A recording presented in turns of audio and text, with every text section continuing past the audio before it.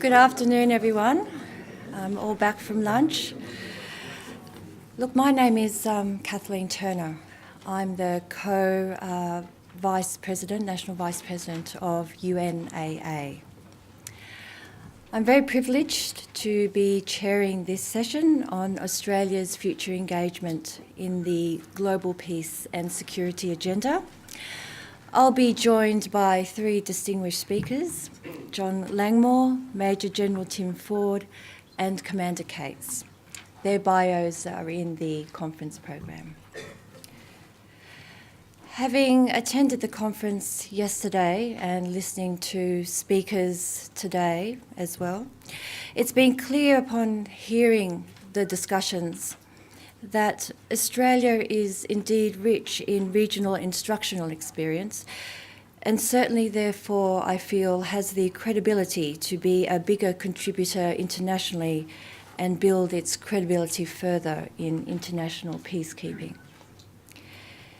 We have also heard through the conference to date, evidently there are entrenched challenges as well, as both discussed this morning, but also yesterday by Bruce, Kevin and Dan, who demonstrated the complexities of peacekeeping and conflict, and demonstrated that these complexities are vast, and arguably there is an imperative more than ever to fail fast, learn fast and adapt fast.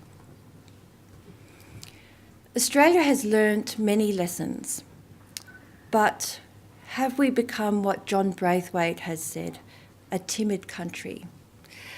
Are we afraid to fail, and is this necessarily holding us back? Is there a mindset problem, as Patrick suggested this morning?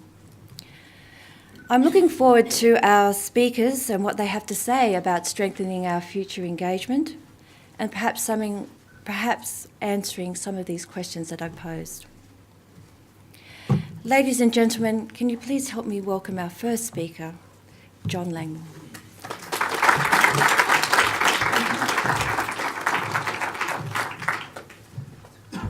Thank you very much. It's a real privilege, of course, to speak here. And I'd like to begin by congratulating Tim on Michael Smith on the outstanding organisation of this conference. It's hard not to see this conference and the launching of the Peacekeepers Memorial as breakthroughs in themselves, and I hope that this will lead on to greater attention to these areas in Australia, and I think that they will. Now, I want to begin with just a few very introductory points. There's no need to talk about recent trends because they've been very well discussed by Steve this morning, but I do want to say a little bit about structural and operational prevention, and then to outline the conclusions from a survey of peace processes by other countries that a couple of colleagues and I have done and given to the Department of Foreign Affairs and Trade, and where that might lead.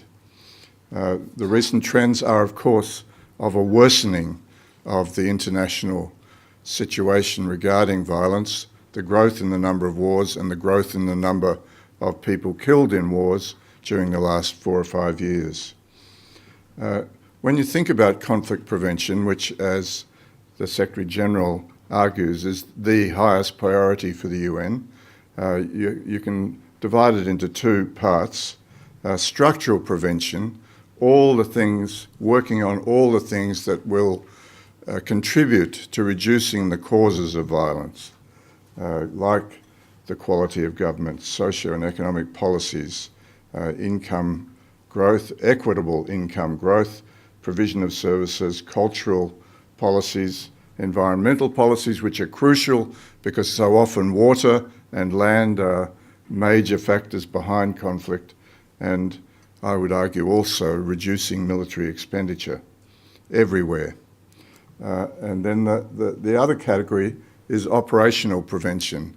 And we've talked a lot about some of these categories implicitly in what's been discussed in the last day and a half, but it doesn't do any harm to see a list.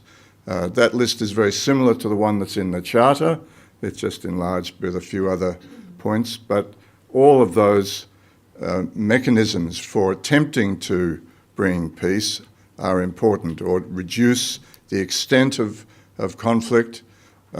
Often the goal of conflict resolution is extremely and improbably ambitious, but if steps can be taken to reduce the intensity or the extent of conflict through mechanisms like those, then that's very important. Another factor which we have to have very much in mind when we're thinking about the future of peace processes in Australia are the three reports that were mentioned very effectively by Ian this morning. The reports on peace operations, on peace building, architecture, and on women, peace and security. And those have set the framework for thinking within the UN, but in all member states as well at present. So I don't need to go through describing them, I don't think. But I do want to draw attention to some of the central themes that come from them. Most of these are ones that have been mentioned quite actively during the discussion already: the importance of women, peace and security for effective peacemaking. And there's so much evidence of that. I think it's a centrally important and powerful point. The primacy of prevention, and the Secretary-General is absolutely clear about that. The centrality of politics, every commentator has made that point. The need for a field focus and context, that means being as aware as possible about the detail of what's happening on the ground and attempting to address that, because every situation of conflict, of course, is different and has to be therefore differently addressed. One that hasn't been so much emphasised is that it's important not to privilege military interventions. In other words, to automatically think that the way to address conflict is through military intervention. And in Australia, we do have a tendency to think that way. Not always, glad to say, but it has been, as in America, a tendency to have a knee-jerk reaction to conflict by sending in the troops. And the three reports make that same comment, that should not be the automatic response. The automatic response should be to analyse the conflict, to think how well it can be addressed by peaceful means, and then to attempt those wherever it's possible to do so before thinking of military intervention. Partnership with other actors was talked about this morning, and the centrality of leadership and professionalism is also clear. Now, most of what I want to say comes from a survey that three colleagues and I did of 7 countries, the peace processes in 7 countries, to see what we could learn from other places who have been actively involved in peace activities, most of them, several of them anyway, more actively than Australia. A couple of them no more at all. But just to look at them in comparative terms and see what lessons there were from them. And you can see the list in the first dot point there. The 3 that were most of greatest interest were Canada, Norway, and the United Kingdom. But of course, New Zealand and South Africa have both been active in some ways. The reason Malaysia's there is because it's involved in the commission that's overseeing the Mindanao conflict, representing an Islamic point of view, and New Zealand, of course, has been very active in the Solomon Islands and in Bougainville. The US, because Australia takes the US so seriously in its foreign policy, and our study showed that they're not particularly active in peacekeeping, apart from secretaries of state who seem to be constantly in the air on their way to the latest negotiations, but it's not a particularly high priority within the State Department. Before I go to the next slide, there were four sections to our recommendations. The first one is about strategic leadership, then monitoring, evaluation and learning. Thirdly, expanding engagement of local actors and with non-government organisations, and finally, international policies. And in relation to strategic leadership, it was very striking to find how centrally the United Kingdom and Norway and even to some extent Canada give attention to conflict resolution in their foreign policy development.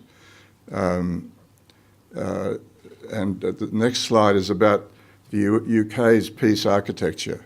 They of course have an aid program 3 times larger as a proportion of national income than Australia. They therefore have more funds that they can allocate to peacekeeping, peacemaking, I mean, and they do so. They also put quite a lot into peacekeeping. But on peacemaking, they have a stabilisation unit that includes the Foreign and Commonwealth Office, the Department for International Development, the Ministry of Defence. I found it very striking that DFID, the Department for International Development, are a member of the Minister for that, is in the Cabinet Committee. And I would love to see the person in charge of aid, separated from foreign affairs, and also as a member of cabinet. That has never been the case in Australia. They not only organisationally give more attention to conflict resolution, but they also put much more money into it, and they do that in a host of different ways, which we haven't got time to go into now. But it was really impressive to see the imagination and the level of commitment that there was to, that there is still, to work on conflict. They're very proud of the fact that they did succeed in the end in stopping the violence in Northern Ireland, for example, and they draw a lot of lessons from that prolonged experience. Another aspect of the lesson from government is that it's important that all parts of government that have something to contribute cooperate together. Of course, that's true between aid and foreign affairs, but it's also true between defence and foreign affairs and the intelligence agencies and the others there, and the Prime Minister's Department, where a lot of work on foreign affairs is also done in Australia.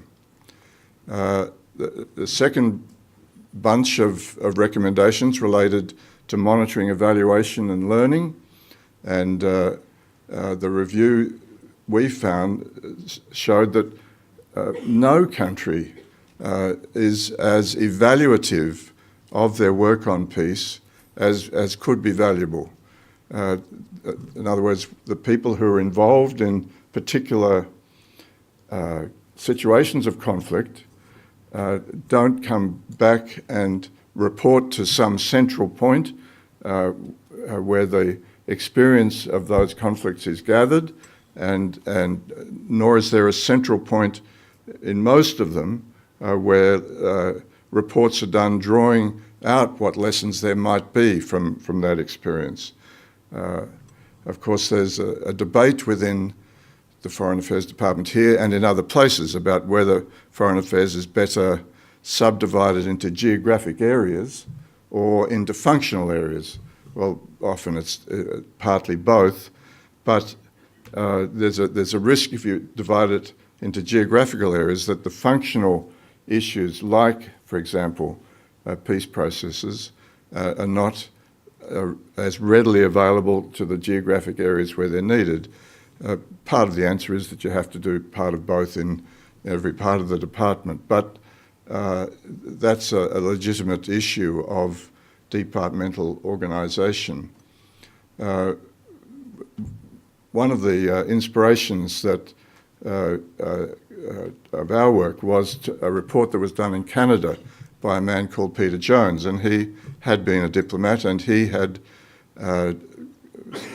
been invited by the Department of Foreign Affairs in 2011 to do a report on what experiences Canadian diplomats had had in their work on conflict, and he then put that together into a report, and that happened under Harper. It was a departmental initiative, and that report was ready for use when the Trudeau government was elected and became more active again in this area.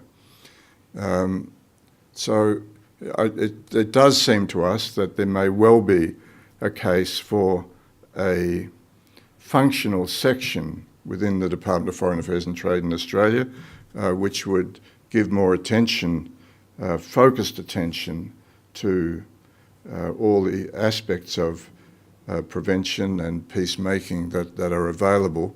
And because if you've got a section that does it, then you've got a greater clarity about who to go to ask for help when a conflict occurs, and there's uncertainty about what to do about it.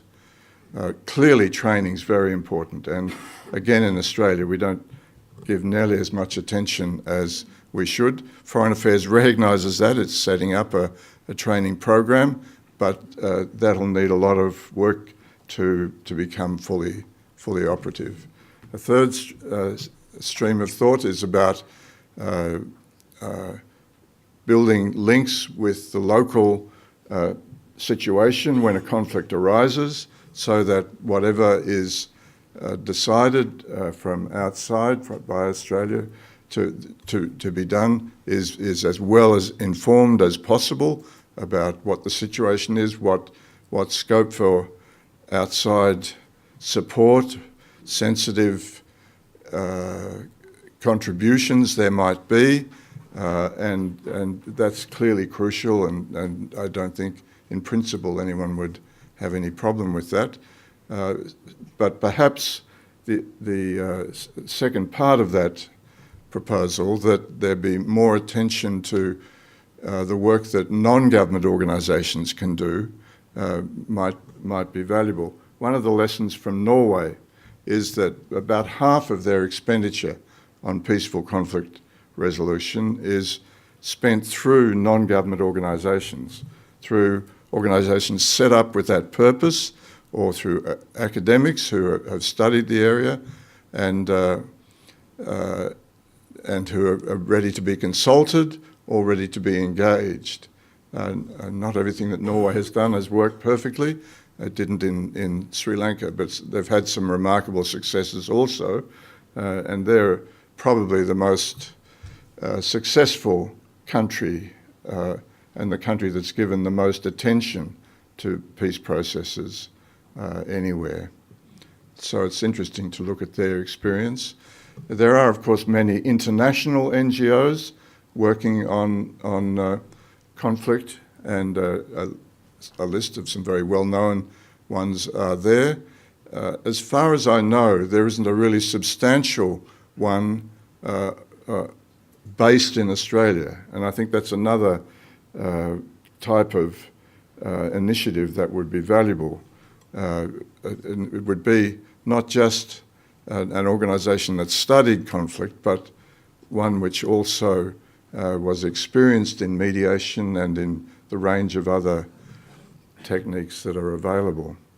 And the fourth area, of course, is international engagement with the multilateral organisations, and that's absolutely crucial, and it's been well expressed this morning by Penny and by many others. Australia has a record that we can have some pride in, but it's a very uneven record.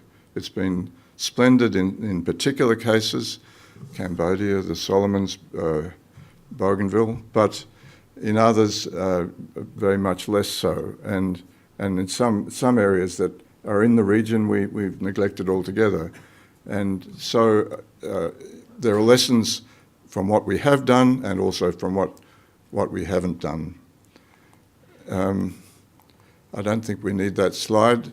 I don't think we need the Canadian one. But to conclude, I just draw some threads out of that about what are the lessons for Australia from those various remarks about the experience of other countries. And one is that I think we need to be clearer about what our national interests are. This comes out particularly clearly in relation to the aid budget. It is astounding that our aid budget is now less than a third as a proportion of national income of the aid budget of the United Kingdom.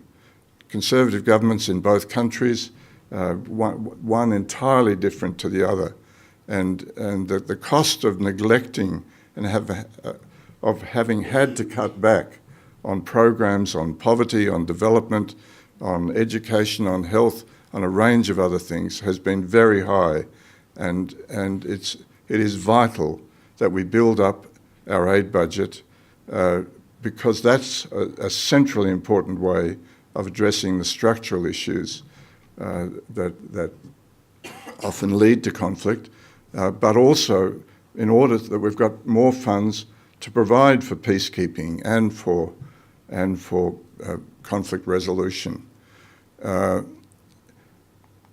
So some issues for Australia. I think we need to think clearly of ourselves about what our national interests are. They're not automatically the same as those of the United States. I'd love to give you a long lecture about this, but of course I won't.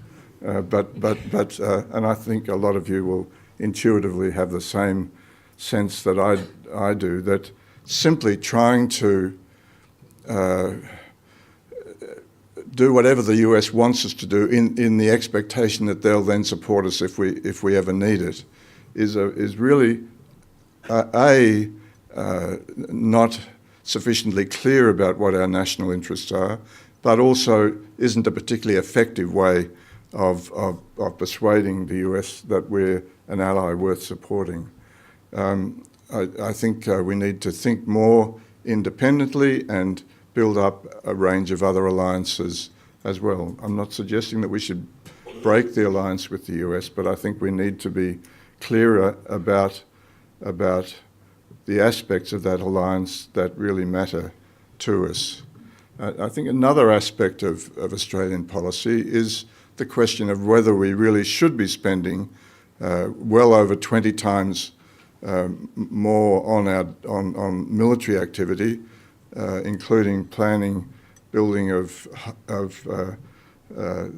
12 submarines, using the largest subsidy that any industry in Australia has ever received, billions of dollars, over $10 billion over the term of that project,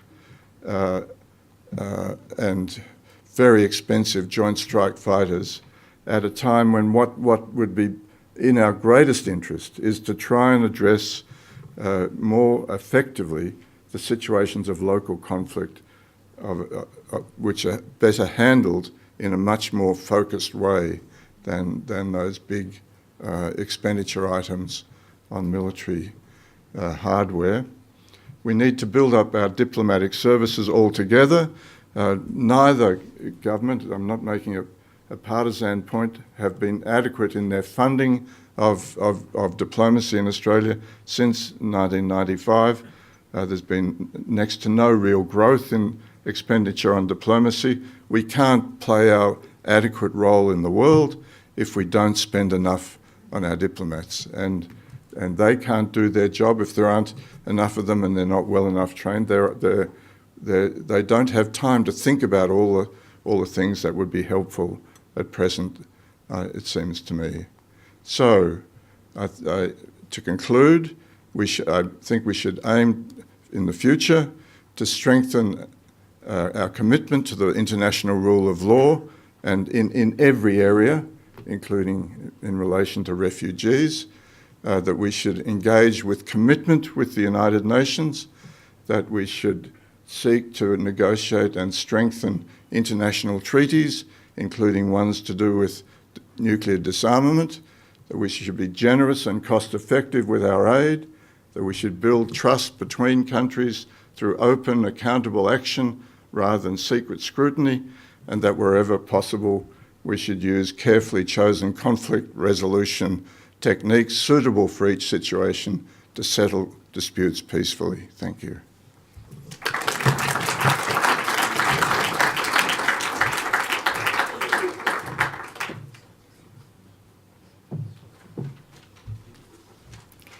Thank you, John. I think there were some very insightful remarks, particularly in regards to issues for Australia's consideration going forward. Ladies and gentlemen, I'd like you to warmly welcome our second speaker for this session, Major General Tim Ford.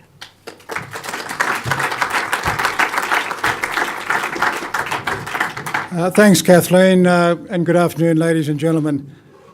Before I start, I'd just like to thank Mike for the opportunity to speak here, and to thank him very much for running this whole conference at the 70 years of Australian peacekeeping.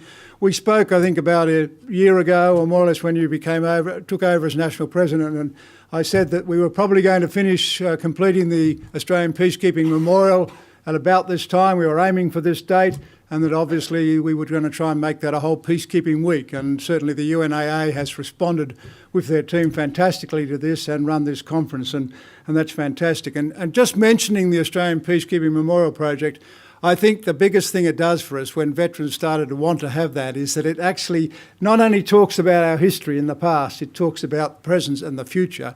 And it's there as a symbol on Anzac Parade, which originally was designed on the National Capital Plan to be a place for warlike campaign memorials. And our biggest win was to get this on there and to have it very clear that international peace and security is more about peacekeeping nationally than having to fight a war.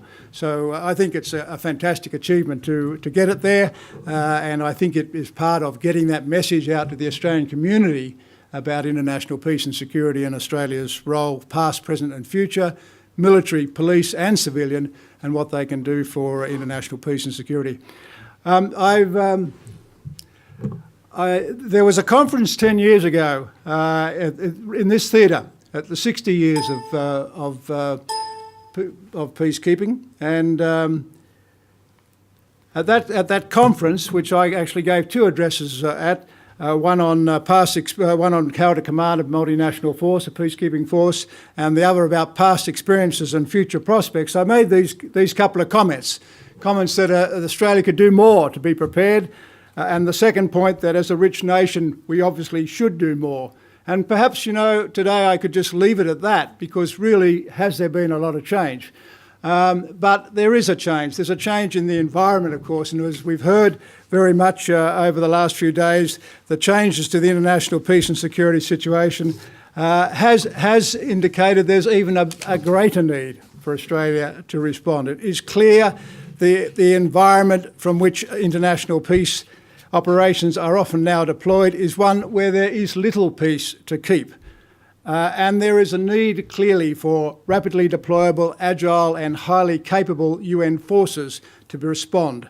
There's a clear sense that there's a widening gap between what is being asked of the UN and other peace operations today and what the world is able to, or prepared to, or willing to provide. And we need to think about that. One person who's spoken about this, and there are many people, is, I've gone the wrong way again, I'll get the right, is Dr. Alexander Novoselic, who many of you would know, very involved in talking and academic work and practical work about peacekeeping. And she's made the point that DPKO has identified that there are a number of capabilities and training gaps, more specifically quick reaction forces, companies, medium utility helicopters, attack helicopters, intelligence surveillance, reconnaissance drones, and there will be gaps remaining required to francophone capabilities in particular, but female participation and highly qualified staff officers and military observers. And I think there's many areas there where Australia obviously can help. So what has Australia actually said about where it's going? And I'm looking particularly at the piece at the military side of what Australia has said about where it's going. These are some of the comments that have been made in the white paper about where we can help. The multinational, the fact that it says in there that we will do our best to commit to multilateral action to attain a rules-based global order. And they keep talking about that at the national level, but it's a matter of what are we actually doing about it. Appropriate contributions. What are appropriate contributions? We're going to support United Nations training and education activities. What are we actually doing about that? We can talk about that in a minute. The Minister for Foreign Affairs has made statements at the Leaders' Summit a couple of years ago. They want to ensure that the UN has the capabilities it needs to do its job. We are prepared to do more, but yet I'm not sure that we are actually doing any more.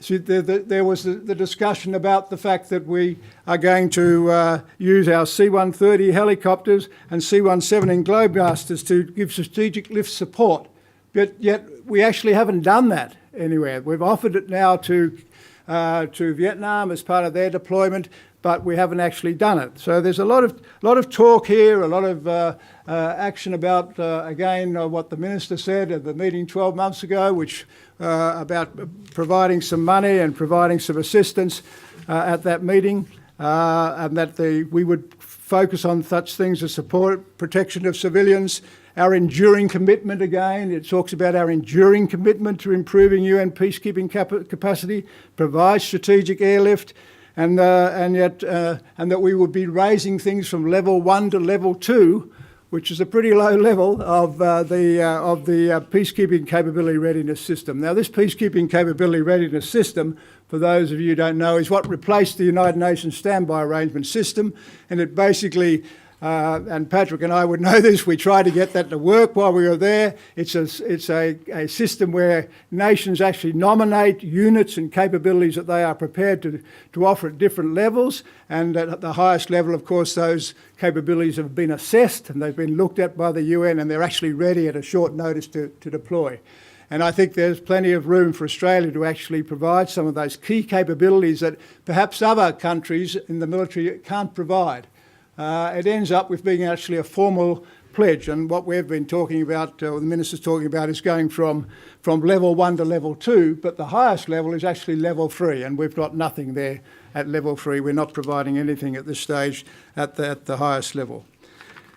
And finally, I was going to have a statement here of what had been promised this week, because I thought this was a perfect week for the ministers to come out in the speeches at the Peacekeeping Memorial opening the other day, for the Minister for Veterans Affairs to talk about it. The Governor, the General, of course, has talked about it mainly in the past, but we and the Minister yesterday had an opportunity to talk about some great initiative to do with peacekeeping. But to be honest, while she was very positive about Australia's record and what we do, there was nothing new there. Which is quite disappointing in many ways. I also would make the point that in preparing for this activity, I also went and spoke to both International Policy Division and also DFAT to find out what was being planned. And to be honest, I got a lot of much the same. Nothing really new that was being planned. Some talk about perhaps we can help in the medical area in peacekeeping. Perhaps we'll be doing some of the strategic lifting.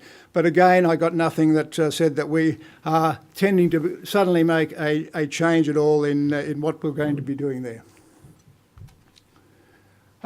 We have had some changes in the training side, there's no doubt about that, and Mike would know, and also we had Alan Ryan here earlier the week. I'm not sure if Alan's here today, but we've got the Australian Civil Military Centre, which has been up and coming, established a lot over the last decade, and it does have courses that it is running to make sure that we understand that our civil, military and police must work together in these contingents. We need to plan our deployments in support of international peace and security, and they are running courses, including international courses that they actually train other people in our area. And we have a Peace Operations Training Centre as well in the ADF, which actually runs a whole range of courses to make sure that people are prepared as experts on mission, as military observers, as experts on mission, and as staff officers. And we run that at the international level as well. And those of you who went to the opening of the Peacekeeping Memorial the other day would have noticed there was a course of some 55 right here at the moment of international officers from regional countries who are here doing a 3-week course to talk about the United Nations. So we are doing some things in that way, and we are in fact assisting quite a lot with regional training at that level. So what is the military component of peace operations? What exactly is it meant to do?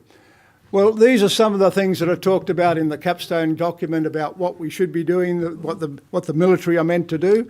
And the first thing, of course, is maintaining that secure and stable environment. That's why you have a military component there. That's particularly why you have an armed element of the military component there, so that that fragile peace can be maintained and that you can resist some of the activities that might go to prevent or break down that peace. The secure environment is the first thing that the military can provide. And until there is that stable and secure environment, and we heard yesterday that they don't really have that in South Sudan, they don't really have that in the Congo. They're the difficult missions, the large countries where it's difficult to provide that security. Then all the other actors can't do their job. The peace process and the political process, which is what we're talking about in a peacekeeping mission, something that from a fragile peace is trying to be developed into a stable peace that will sustain the normal frictions of a country. That can't go on with all the other aid agencies, with the other elements of the United Nations, what the police are doing in training, all the other elements of everything that's going on can't occur unless there's a stable environment. So that's what the military normally are there to do. And because there need to be quite a few of those, normally the military element in many missions is the largest. Doesn't mean to say it's the most important, but it's critical to establish that. And one of the big things the military have got to learn when they're doing that is they are no longer in the lead. They are actually providing a service to the mission. They're providing a service so the special representative and the mission leadership team can get on and to undertake the mission and the mandate that they're given. So that's the core business, to provide the political process, the framework for ensuring that all the other activities and international activities, actors, the NGOs and all that can get on with the peace-building part of why the peacekeeping mission is in there. What are the sort of things that the peacekeepers can do? Well, obviously, as we said, the secure environment, but they can protect personnel and UN property, and they have to understand their rules of engagement for that. The normal rules of engagement of a peacekeeping mission does allow deadly force for the protection of the mission, the protection of those allocated under the mission for protection, and protection of civilians if it's not able to be done by the host nation. So the use of deadly force is there, but there are so many countries. I was surprised to hear Patrick saying and others saying, I think Daniel said it yesterday, people don't understand the rules of engagement of their own orders for opening fire. And yet that was something which we had a problem with 10 years ago, and it's still apparently is still a problem.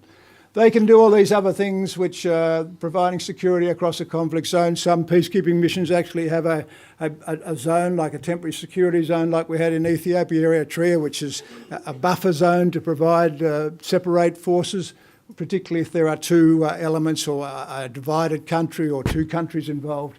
They can assist in training, of course, and they can assist ex-combatants to implement peace processes and so on. And then they're also a force there to assist in a whole range of other things. One of the very important things, and I'll talk about near the end, is this mine clearing and destruction of ordnance, which they can get rolling. But their principal role is to provide that secure and safe environment so everybody else can get on and do the activities of progressing that peace process across to a more stable environment.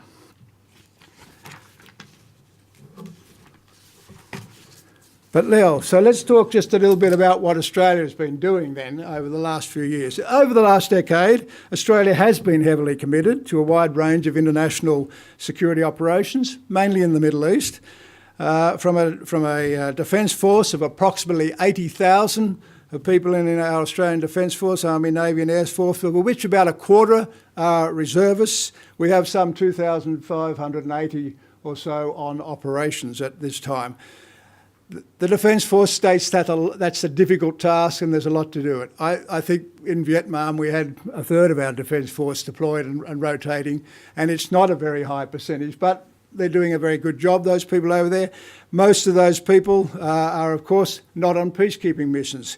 At this time, with the closure of Ramsey this year, and the Solomon Islands, and the closure of UNFICYP with the police, there are only 57 of these people, of these military, that are actually definitely deployed on peace operations in UNSO, in UNMISS, in the Southern Sudan, and in the MFO, in the Sinai. There are a few, I guess, of the ADF that are particularly those in Iraq can be said to be in a peace-building role. They're training people. They're trying to train the Afghan military and so on. So you could call some of those people in a peacekeeping or at least a peacemaking role at this stage.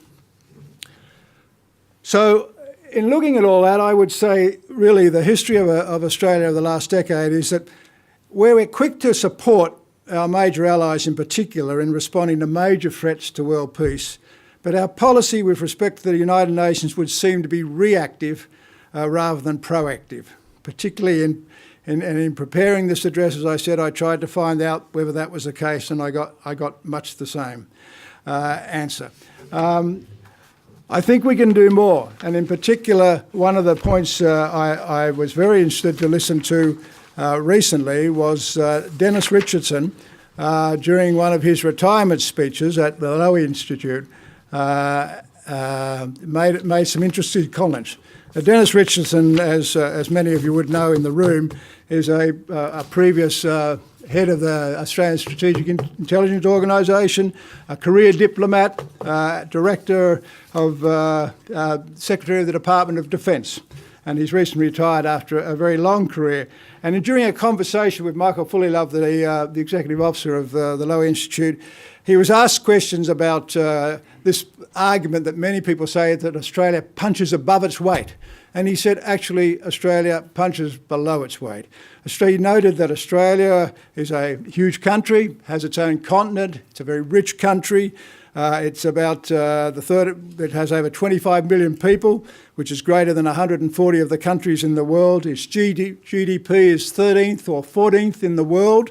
And its defence spending is 13th or 14th in the world. He suggested, in fact, Australia could do more and should be doing more if it's going to punch up to its weight in the forum. And he said that at the end of a long career, so I thought it was a very interesting comment. I'm not sure he wants to be quoted too much on it, but it was in an open conversation, so I think it's fair to use it. Okay, so what we've got is that situation. So what I'd like to finish up with is just some of my thoughts about really what we should be doing. And I make these comments, of course, as someone who has been well and truly out of the Defence Force for some 15 years or so I can make some comments without any real knowledge of what's going on, I guess, but besides in the Defence Force. I would say that we need to become proactive rather than react. We need to be ahead of the curve rather than responding to requests coming from the United Nations. We do need to continue this focus on regional training emphasis. There's great value in this. Not only there's great value for Australia in the relationship it develops with our regional nations. We have many developing nations in our area that are trying to get into peacekeeping. We can provide advice and security there. And give them good emphasis and training. I think we should be encouraging our regional neighbours to become peacekeepers themselves and to provide peacekeeping contingents, and perhaps even taking some of them along with us when we go on a peacekeeping activity. That's been done in other areas, such as in Cyprus, and the Argentinians used to take along people from Brazil and from other countries along as part of their contingent to train them. I think we can do more of that if we were committing to. We need to raise our level ourselves of our base level of commitment. Now, if we're saying we're 13th or 14th in the world, we're part of the G20, and yet we've only got 57 people in UN missions, it just doesn't fit. We're down there at the moment, number 87 in the list of contributors to UN peace operations. If we want to get up where we should be, around 13 or 14, we should have about 1,500 people deployed on UN missions. Perhaps that's asking a bit too much. But even if we want to get up in the first 50, we should have 300 or so deployed. And I believe it would be a very good idea to have a base level that we said we should always try to be having at least 200 or 300 people out there on peace operations. Just think of the value that we could add if instead of just having 20 people in UNMISS, we actually had 60 people in UNMISS in various key areas, helping out in staff positions, in providing key activities and key support. ADF individuals and contingents are very well trained. We've heard that, and we know that when they do deploy on peacekeeping missions, people want them there. They're well trained, they're highly organised, they're highly effective, they give initiative, and they set an example. And as Patrick has said today, you deploy people from that sort of background into these missions, and they provide an example. Everybody else is raised up at the same time. Everybody else gets the impression of the higher standards that are there, the professionalism that's required of there. And I believe that we could certainly do that.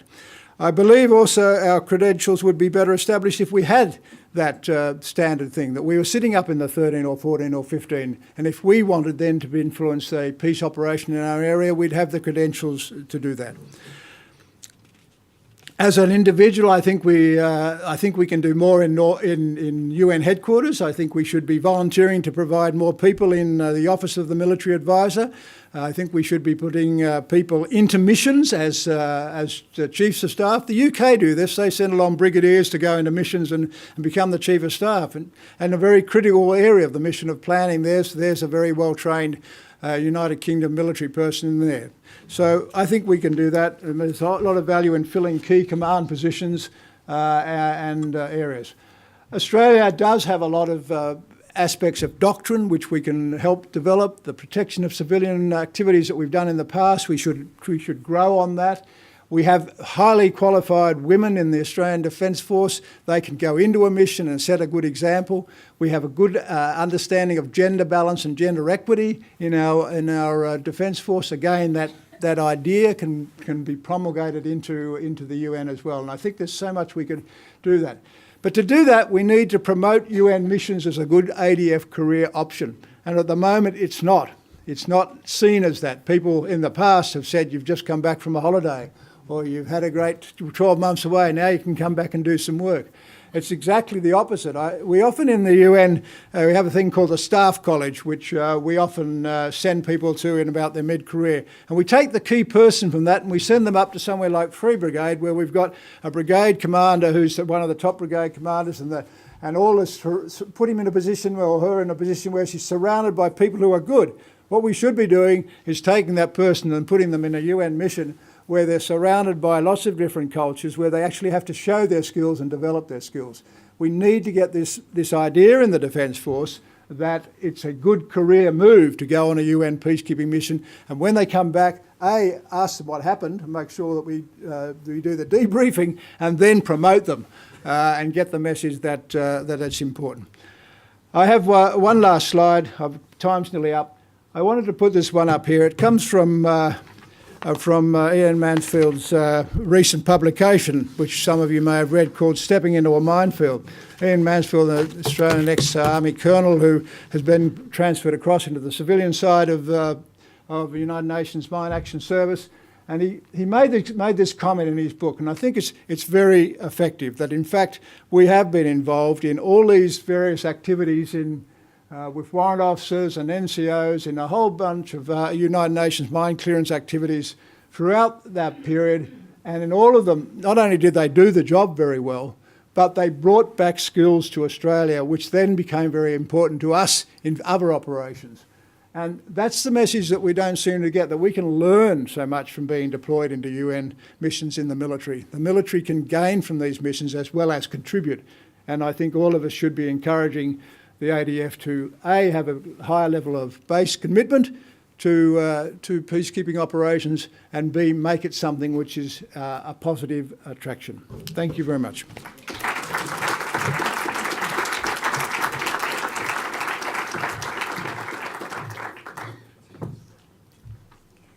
Thank you, Tim. Some very powerful observations and recommendations which I think resonated with a lot of us in the audience.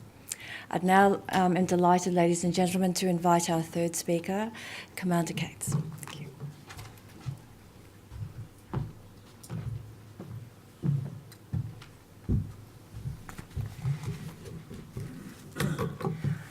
I have to take my glasses off, sorry.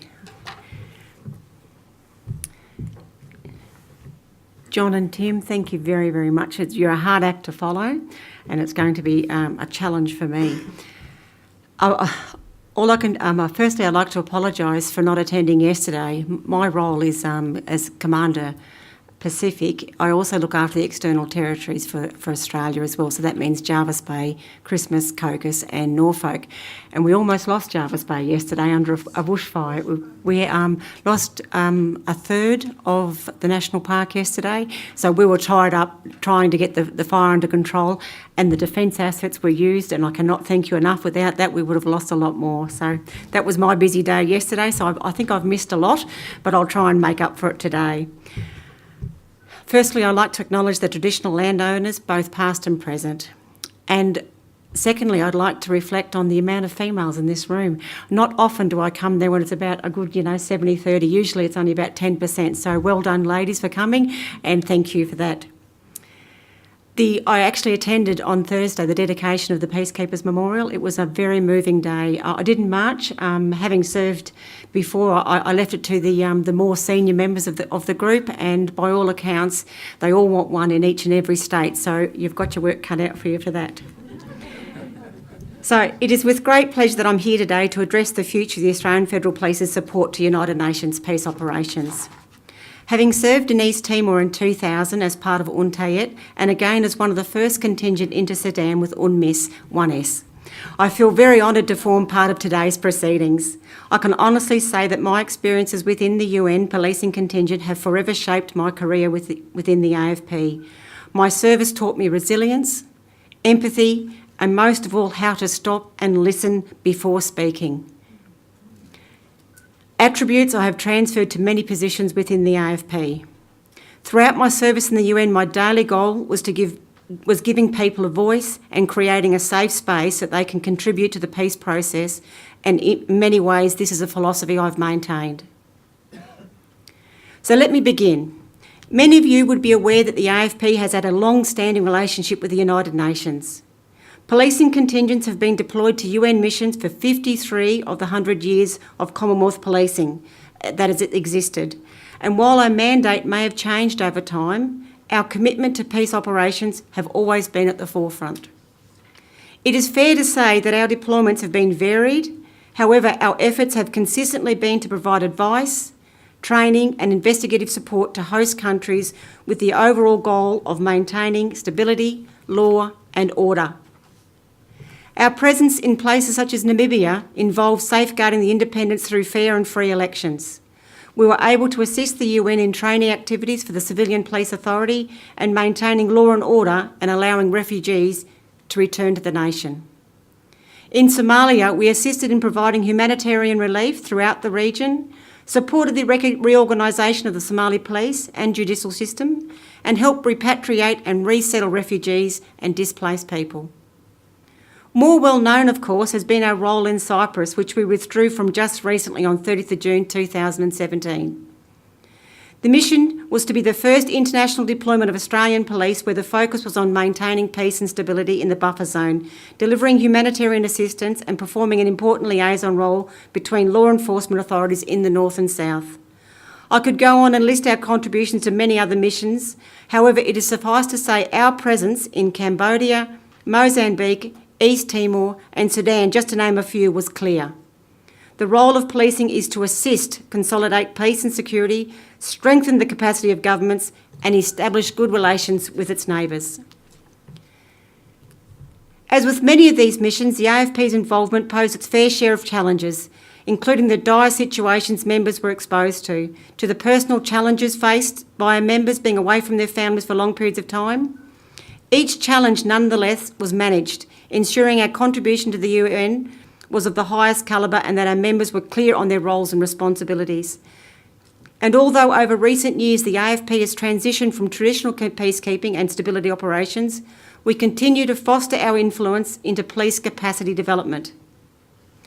Police capacity development, as you know, is provided to police in post-conflict and developing nations to assist in building their capacity to provide stable, sustainable and quality policing to their citizens. It is through this approach that the Australian Government has helped Pacific Island nations strengthen their law and justice sectors to maintain peace and order in our immediate region. The AFP's Pacific Transnational Crime Coordination Centre provides an intelligence centre for the transnational crime units that now populate the Pacific. Providing this type of dynamic help is fundamental to maintaining a safer Australia, but can only be achieved through the performance of our people, the AFP's most valuable asset. Our role in the Regional Assistance Mission to Solomon Islands, as we all know it as RAMSI, is a great example of effective police capacity development. There is no denying RAMSI was a considered response by the Australian Government back in the late 90s when the Solomon Islands Government was fraught by lawlessness, violence and widespread delinquency. The people had turned on each other and the Royal Solomon Islands Police Force failed to maintain order within the region and its provinces. Australia was proud to have led the 15-nation RAMSI mission, which worked since 2003 in partnership with successive Solomon Island governments to restore law and order, rebuild and reset national institutions and stabilise country finances. From an AFP perspective, RAMSI signalled a transformation in the way we engage with our partners across the Pacific. It was a unique mission in that it was designed to prevent state failure, rather than respond to it afterwards. The AFP's presence and indeed Australia's efforts in the Solomon Islands has resulted in a high-quality police force in the RSIPF. A total of 17 RSIPF members have completed the AFP pre-deployment training in preparation for their deployment to UNAA, which is Darfur, during 2015 and 16.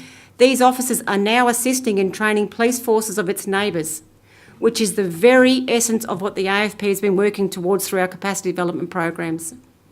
RAMSI also allowed the AFP to challenge itself, and we worked to create doctrines that ensure the AFP is consistent in how we plan future deployments. Building on the lessons we learned through RAMSI in relation to capacity development, culture, mentoring, human rights and gender are key drivers for us into the future. I would like to highlight that while RAMSI officially concluded on 30th of June 2017 after 14 years, there is still more to be done. The AFP remains entrenched in the Solomon Islands through the Solomon Islands Police Development Program, with 44 members still deployed in country who are committed to supporting the RSIPF to build its capacity with the view of fostering a more responsive and community-orientated police service. Whilst we recognise that the Solomon Islands needs to preserve the gains made over the past 14 years through RAMSI and that there are a number of significant challenges yet to be overcome, they are committed to work through these challenges with Australia to maintain a peaceful and prosperous region. This is a significant achievement and one the AFP is very proud to have contributed to. The AFP's influence in Solomon Islands is well documented, but it would be remiss of me not to mention the influence RAMSI has had on our Pacific Island partners who work side by side with us. The benefits of RAMSI were not only for the RSIPF, but for our Pacific Island partners as well. The benefits have been cumulative and diffuse, and have provided a base on which to build future policy initiatives.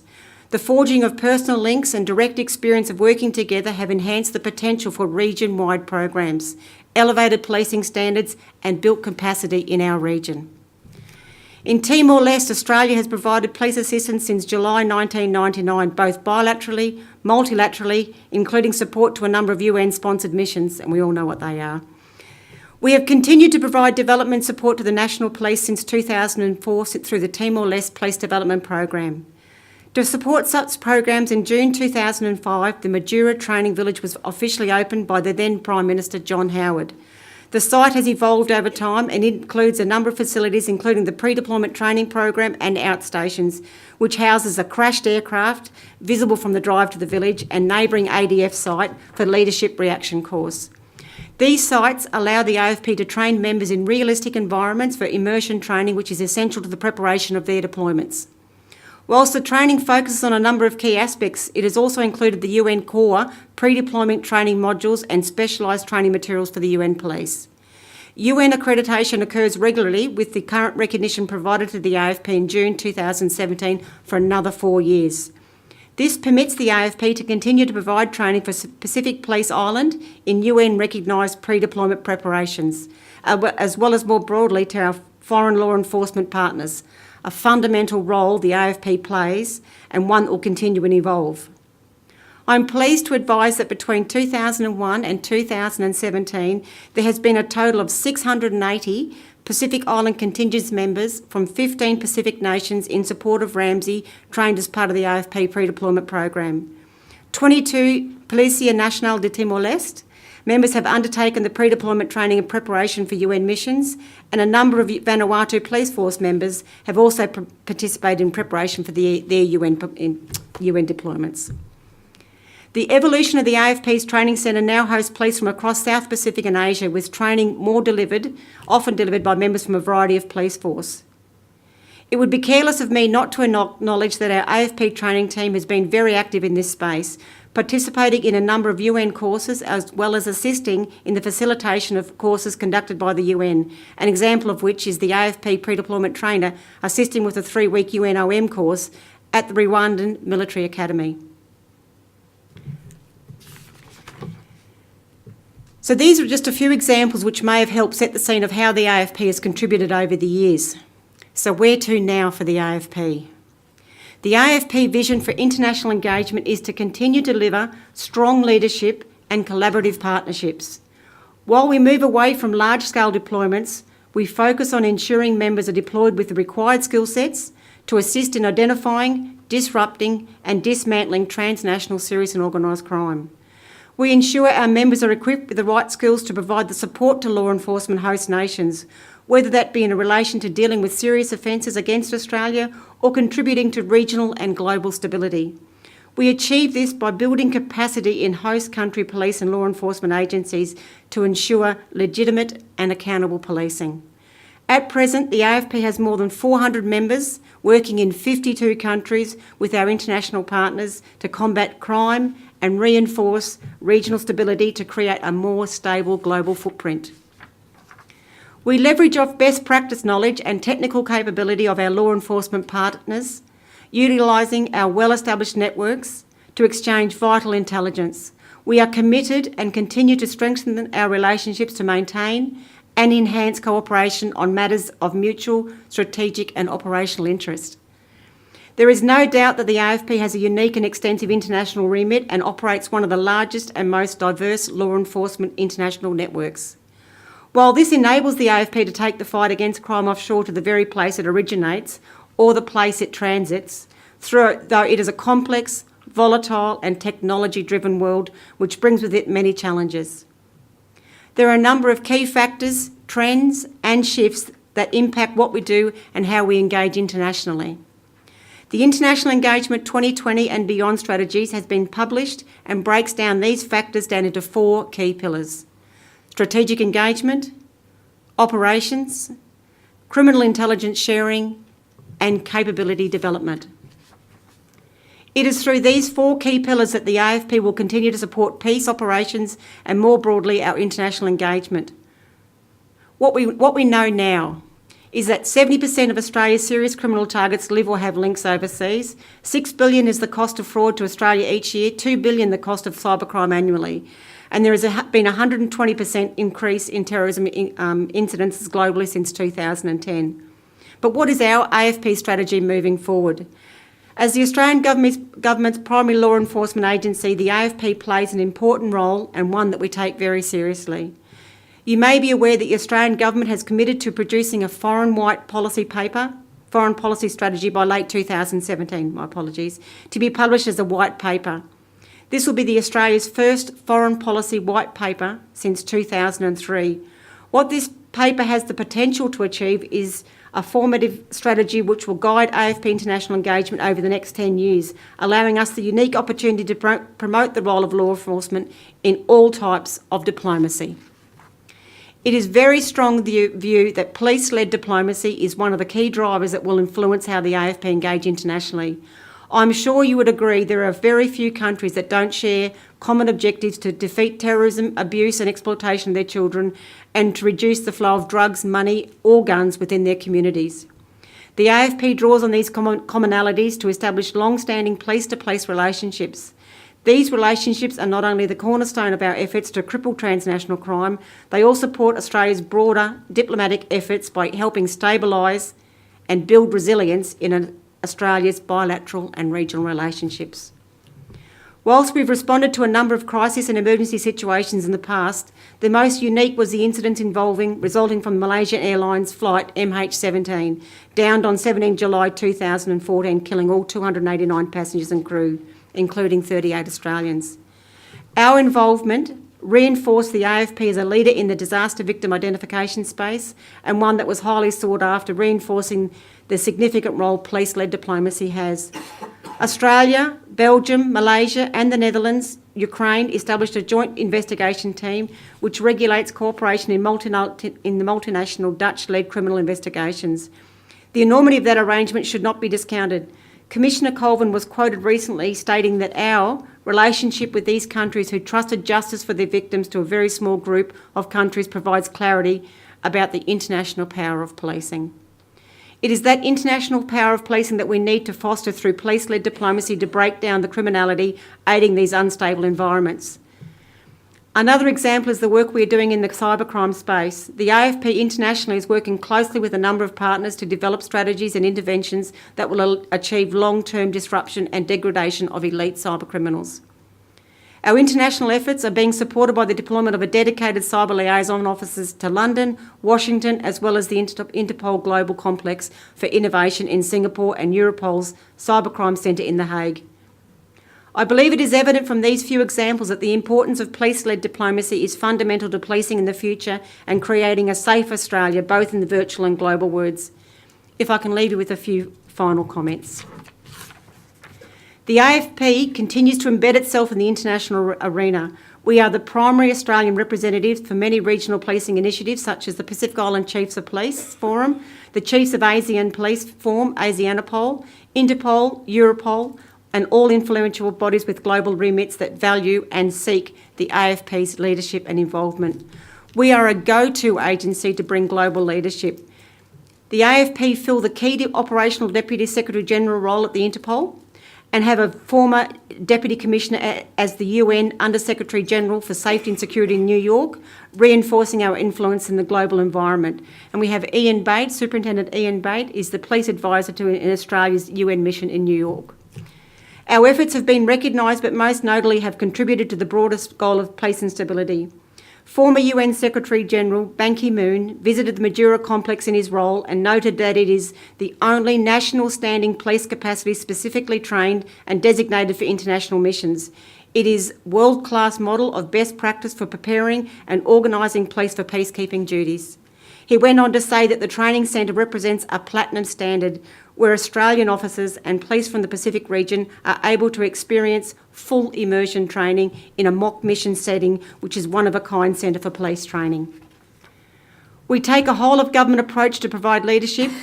We continue to work closely with central law enforcement and national security agents to deliver these priorities. Policing for a Safer Australia is the AFP strategy for future capability and is available on our website.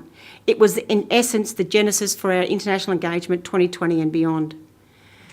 We are committed to building strong collaborative relationships to deliver shared outcomes and objectives with onshore and offshore partners. However, policing is just one component in enhancing Australia's support to global police and security. Thank you.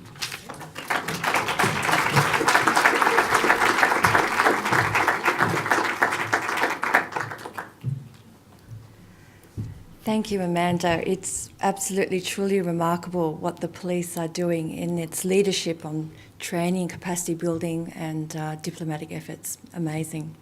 I'd now like to invite all speakers to the stage and I'll shortly open the floor for Q&A.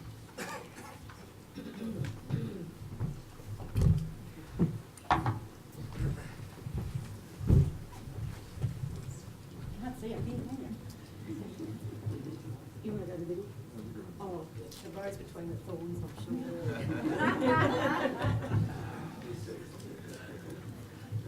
Ladies and gentlemen, I'd like...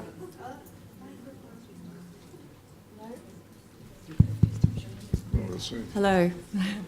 Ladies and gentlemen, I'd now like to open the floor to question and answers. If I just may ask that we take 2 questions at a time, and if you could please state your name and your organisation. Thank you. Need my glasses, I can't see.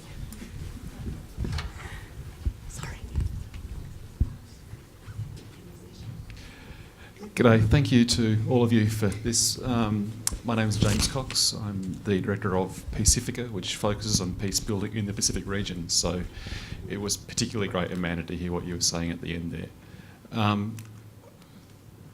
This is actually an observation, but I think the question is from the observation, how can it be expanded? When John was talking, he talked about the need for Australia to be to have a more sort of consistent and understanding of its national interest, and how that applies to sort of constructively resolving problems in our region. And I was thinking, what does this look like? And then we got one part of the answer to that in Commander Cates' presentation. So I guess my question is, how can we take that incredible lesson and perspective and apply that more widely across government, across the Defence Force and other areas too? Thanks for a great presentation. We'll take a second question. Hi, thanks for the wonderful presentations. I'm Kevin Chang from... Can you speak it just a bit louder? Yep, I'm Kevin Chang from recently from UN Peacekeeping Mission in South Sudan. I'm one of those guilty presenters yesterday who probably didn't say enough about Australia's contribution, and I thought I'd make an observation based on your presentations. I think, obviously with the way we consider holistically the uniform and the civilian contribution to peacekeeping, and also the new sort of narrative now, this war memorial is going to paint to depict civilian experiences. I think one probably missing gap in our support is probably that civilian side, where we've heard today from both Tim and from Amanda about the uniform sides. I think we've had some good opportunities, for example, and this is where I think DFAT and UNAA may be able to collaborate on this. So one way is to put Australian civilian advisors into specific posts that relate to peacekeeping, and it doesn't have to be just peacekeeping, it can be peace operations, or to support Australians currently in the UN. And I'm just thinking that we had this thing called the Australian Civilian Corps, which was set up in 2011, which would provide that, both in a civil and military way. But I just got an email myself last week saying that it's been folded into a Red R roster. So I think one of the things that's also unhelpful is that we tend to look at crises as a sort of a man-made and a humanitarian natural disaster, and sometimes we sort of confuse the picture. When we really need people with conflict expertise, we sort of put that in the same roster as those who's providing immediate humanitarian response. And I hope that's not the case when the Australian Civilian Corps is now folded into the Red R roster, which is really more for humanitarian.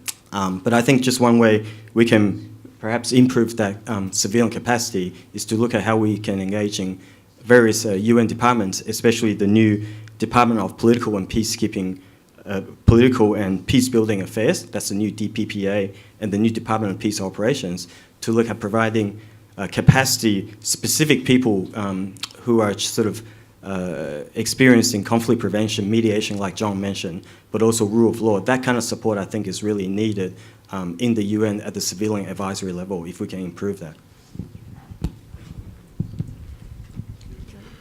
I think what you're saying, what both questions are really asking about, is how we link the vision to the reality. And there's been a lot of vision expressed at this conference, and it's been wonderful. But we've got to walk the talk now, and we can't do that unless we put money into it, and unless we encourage people, and we build organisations, not just improve DFAT. I think we've got to put more money into DFAT, but we've got to encourage the UN Association. The government should be encouraging financially, more substantially, the UN Association. But we need more work on mediation. You mentioned, Kevin, the Civilian Corps, and it's very disappointing that really hasn't gone anywhere. And it was a good idea, and some people have been trained, but they haven't really been used effectively. We suggested in our report to DFAT the possibility of at least building up the extent to which that corps was trained in mediation. Why not have it involved in in peaceful conflict resolution as well as in the kinds of actions that it was originally planned for. So I think there's been a lot of vision expressed here, but let's actually do it. You were going to talk about the police? I was. Firstly, thank you. I've been a police officer now for 27 years, but before that I was 7 years in the Royal Australian Navy, so I'm getting on up there in years. John and I, we've been on. And the 27 years in the AFP has been the highlight. I've only probably hated the police for 6 months, so that's not too bad.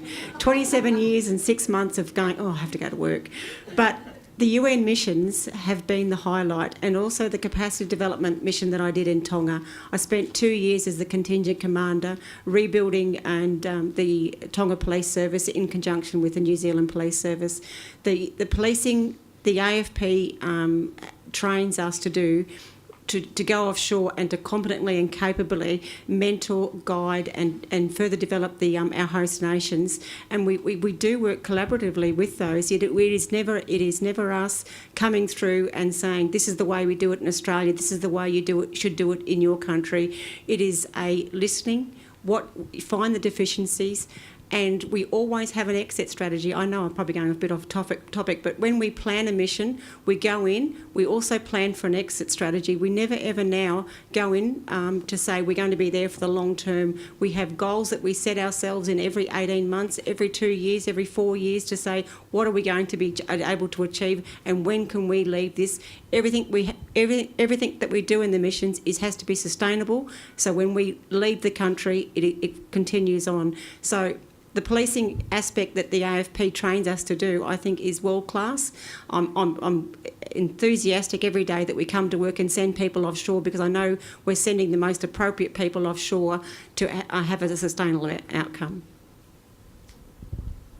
I support what the police have been doing, absolutely. I mean, I think the formation of what was originally the International Deployment Group was a wonderful thing, to actually recognise that we should have a group of police trained and ready to go and deploy overseas. And that's really what I think we need to have in the Defence Force as well. Our group actually are ready to deploy overseas. We have a lot of training amongst our police when they go amongst our military. One example of where the military is not doing what the police did, for example, I think there have been now 3 or 4 police officers who've gone on the UN Senior Mission Leadership course. There have been, I think, no Australian Army people, Navy or Air Force that have yet gone on the UN Senior Mission Leadership course. Any other questions on the floor?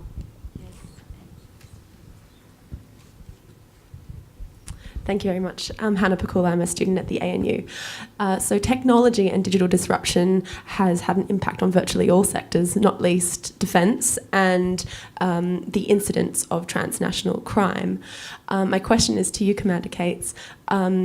Giving, for example, how technology facilitates brand new horizons in terms of human trafficking, in terms of child sexual exploitation or sex trafficking, internet, for example, providing a platform for that.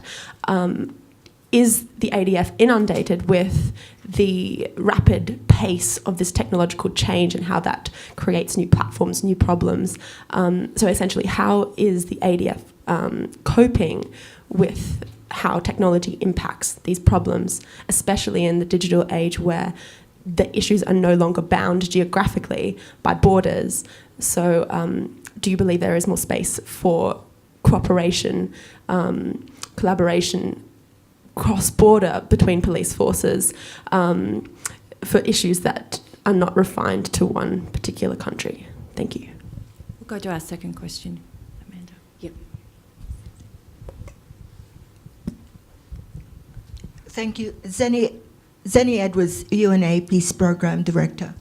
Tim, you mentioned this in one sentence in your presentation about the debrief. I just want to know the program which you employ for people who have finished their assignment, who to help them reintegrate into the normality of life and all of that, and the mental capacity and health. Nobody has tackled that subject before in the 2 days. So I just want to know if there is a program for a proper debrief and a continuing assessment of the mental health of the people who come back. Do you want to go first? Well, yeah, I'd just like to say I absolutely agree that the ADF did not do this well, although I was very glad to hear that Daniel's now been asked to prepare a long debrief or an end of exercise report. When I came back from being at UNSO, head of mission, and also as a military advisor, I did prepare a report, but in both cases it was on my own initiative, and I'm not sure that anybody ever read it. I'll answer both, okay. I'll start with the debriefs first. The AFP also has not done it well. We had Superintendent Greg Hines went across to Liberia as the police commissioner. He was head of there at the Ebola crisis. He was over there, he was released from the AFP to do a 2-year deployment. Greg went over there, performed admirably with the UN as the UN Police Commissioner. As you said, they came back and said, now that you've had the holiday, come back into work, you know. And it's just amazing that 2 years in Ebola, by himself, working with it, the challenges that he did. And when I started my role in February, I went back through all the people that had been to the missions, and I saw that Greg hadn't been debriefed. So we sat down over 2 or 3 interviews to say what was the issues that he had, how can we do things better, and we have now adopted a lessons learned for a UN Police Commissioner. Our members, we've got, at the moment, we have 172 people in the Pacific in capability or capacity development missions. At the stage they are psych-assessed, and everything before they go deployed. Before they deployed, they go through a very, very heavy medical clearance. They come back and they hit a baseline, and it is voluntary for psychiatric assessments. We've now made that compulsory from this 2017 onwards, because things that might have happened at that time is we all get the critical mass build-up, and 6 or 7 missions later we're finding out that they could have actually just saw a thing that would have bounced off their shoulders, 6 or 7 missions ago, but this time it was the straw that broke the camel's back. We've got very, very rigorous processes now, but we've got a lot of members off currently on health and welfare issues because of the lack that we have, and we take ownership for that, and we are now getting rid of getting that process in place. One tick. In relation to your digital. I know, it's all right. I'm sitting there going, I think I must have been wearing the wrong uniform today. No, you're right. Because I work in the international network, we have, and the Pacific in particular, the rise of the high-speed internet has been a severe rise, insurmountable, from very few child sex offence cases, from child porn, downloading child porn, and as you said, it's borderless. The companies set up these hideous sites where we got no extradition issues and everything like that. So we have to work smarter, work harder. And as I said in my presentation, police-led diplomacy is cutting inroads into this. We are having fantastic challenges. The Virtual Global Task Force has been set up. The AFP has been the chair of that for the last 2 years. We've handed that over now. But working with these like-minded countries, we are actually dismantling these networks. But we could have the solution to these problems one day. These people are a lot smarter than us. They have technology that they just circumvent our system, circumvent everything like this. So we're looking at our Commissioner Colvin went to Mr Turnbull, Prime Minister Turnbull, and said we are struggling to deal with the capability and capacity of technology-based crime.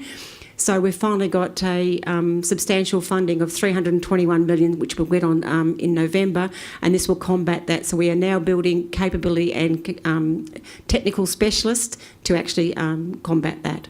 But it's a work in progress. Other questions? Yes.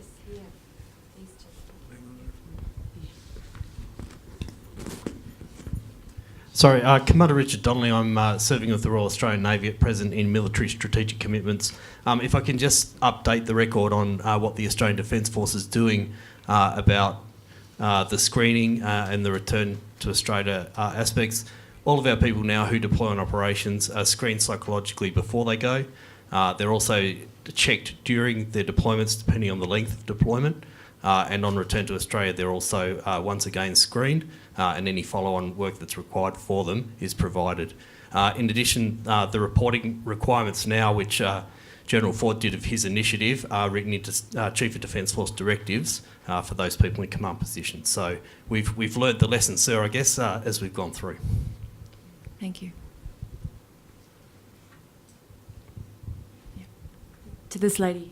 No, he just answered on my behalf. I was going to speak exactly to that as well. Oh, okay. Having just come back 12 months ago from UNSO, but we are very firmly debriefed, and we go through a process of compulsory psychological debriefing, as well as conducting a post-operation report detailed and being debriefed by CJOPS himself and any other people in that chain that you need to be debriefed by.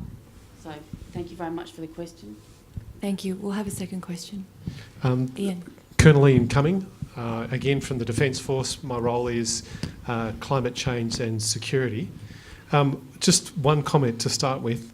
I think Army has recognised for a very long time, and certainly the Defence Force, that one of the best forms of a Defence Force is to be reflective of the community, and I wonder whether the police think the same thing. As a reflection, part of that is the makeup of it. So women, people of different races, of different religions, all make for a better way of engaging with the communities that we go into. And I don't mean just shooting straight, but actually talking to people. I just wonder whether there's a reflection that General Tim might have on the idea that the Defence Forces or the armed forces win security first, rather than actually being the measure by which you can retain security. When we walk into places like Afghanistan and you go to create security, are you going to create the fight? Or rather, should there be other bits that John was talking about, and it's diplomatic first, and then the armed people are there to sustain the peace? And I guess this is one of the dilemmas that we find. I wonder you might comment on that. This is a very interesting question when you're getting to the end of a conflict or you've got the peacemaking that's going on, and I know peacemaking has different definitions in different countries, but if it really is peacemaking that you've actually had to go in there and somehow force the combatants to come to some sort of peace, then obviously the flow from there to the introduction of a peacekeeping force, there can be quite a gap. We all know how long it takes actually for the United Nations to actually develop, generate a force, and to then prepare a force and deploy a force. So there is a lot of value in a proper flow from the end of the conflict through to the peacekeeping mission. And in some ways the regional forces, regional organisations are very good at this, and we've used that sometimes to happen in Africa with ECOWAS and so on, where the regional force has been involved in a conflict, and then the UN charter comes in, or a regional charter comes in for a peacekeeping force. There's certainly often a gap there, and that during that gap, of course, the fragile peace can break down.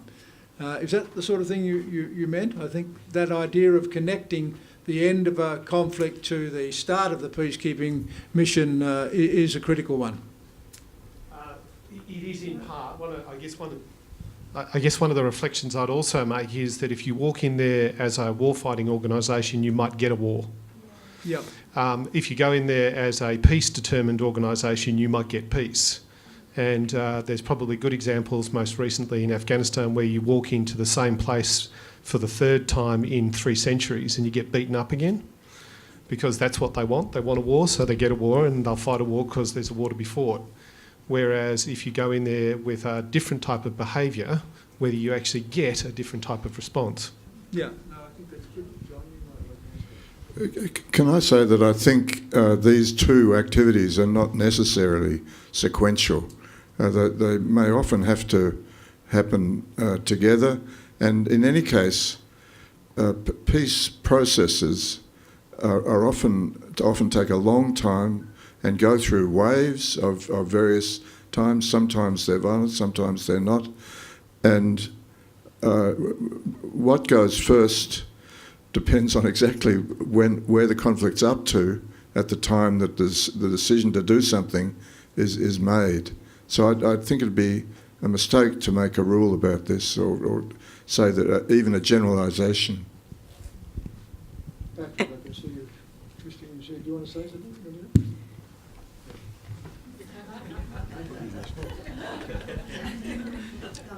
I'm not talking about Afghanistan. We are talking about peacekeeping. That's a different ballgame. In the United Nations peacekeeping, there's always the debate, what comes first? Peace first and then justice, or justice first and then peace? So I must say I learned it the hard way, because I give you an example.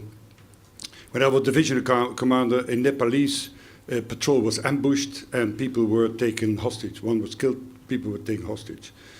My reaction was I sent my troops and released the abducted people. I was overruled by my SRG and by New York, because first we tried to get peace and then we built justice. If there's fighting, we stop the fighting, we make peace, and then later we take the bad guys to bring to justice. Yeah, that is the philosophy, and that's the doctrine or the guidance that we get from UNAA headquarters. And just to answer your questions, the AFP, when we deploy offshore, we do have a very, very strict gender balance if we can. You know, in all missions from now on, it's at least 30% women, and we're trying to get a 50-50 deployment from this point onwards. We every course that we run in the Pacific and every course that we run in Australia, and we are having the Pacific Island countries attend, we ask for 50-50 male and females, and that's doing. We are. Every course that we've done, and we're finding that the more and more when we go back and do a higher level course, the same females are on that course, and they're now becoming up to deputy commissioners of the local police services, so we're actually winning. So well.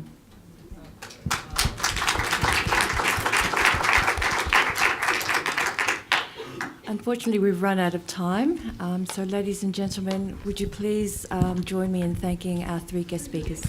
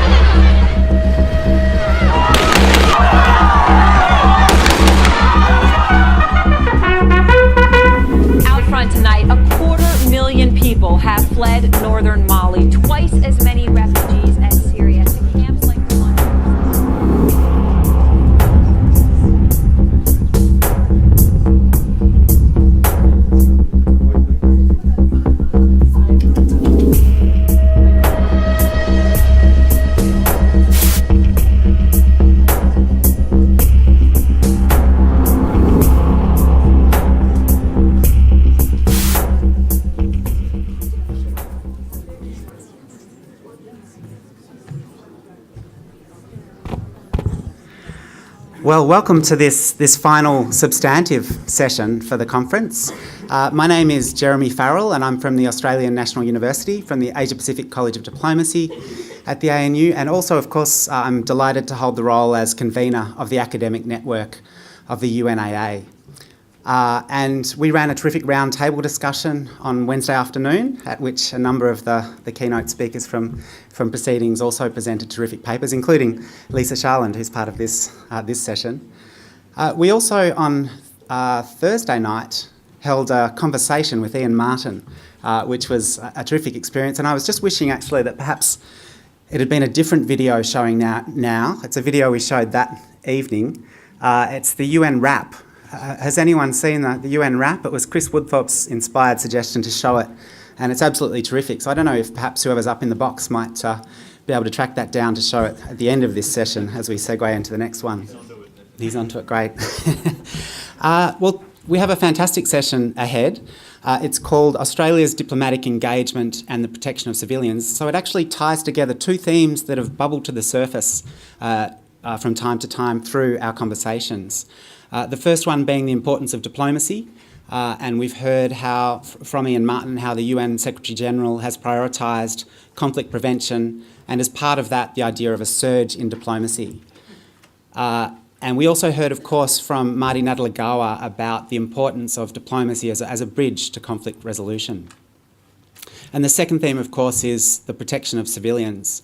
And to me, perhaps the most striking image of the last 2 days has been that scene of the POC compound in southern Sudan. Just that, like, endless rows of, you might call them semi-permanent structures, but I would argue that actually in that local context they're more permanent than most permanent structures. So it's a really striking image of what's been necessary to protect the civilians who are facing a really enormous threats to their lives.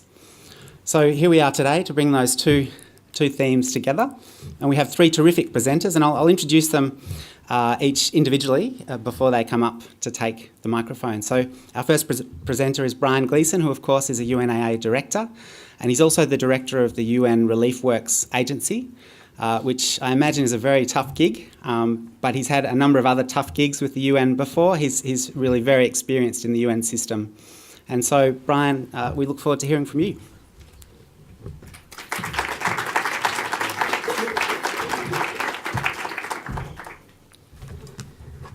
VIP guests, ladies and gentlemen, students who represent the future youth of the world. I think we're at the last session of the conference. I'm sure most of you are thinking very much about going home. So let's hope, I know with my two panellists, that they'll probably do a better job than me of keeping you actively interested. I'm actually I want to acknowledge that I'm sharing a panel. I'm outnumbered by women, which is always a good thing, I think, when you participate in conferences of this kind. What I wanted to acknowledge too is the fact that somebody asked me before I came up here, you've had a fair bit of UN experience. You know, I've worked in the Secretariat, WHO, I've worked in UNDP, UN Women, UNRWA, and I've also worked for a number of other agencies in different capacities.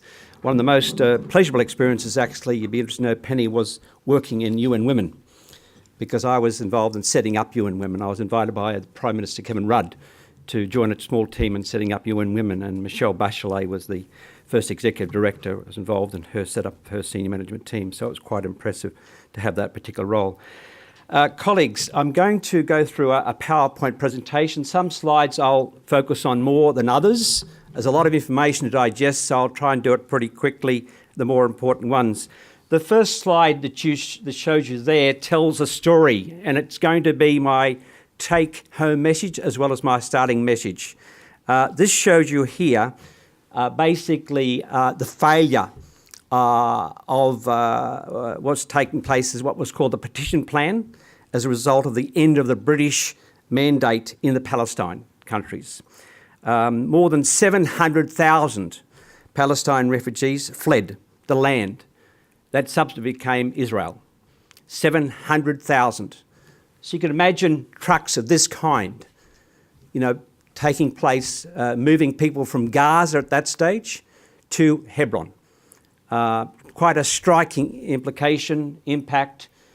This was not only moving people and belongings, but it was moving lives that had been generation, you know, in terms of establishment. So a very powerful sort of slide from my viewpoint, and it'll be a resonating one from the rest of my presentation. Now, just moving on.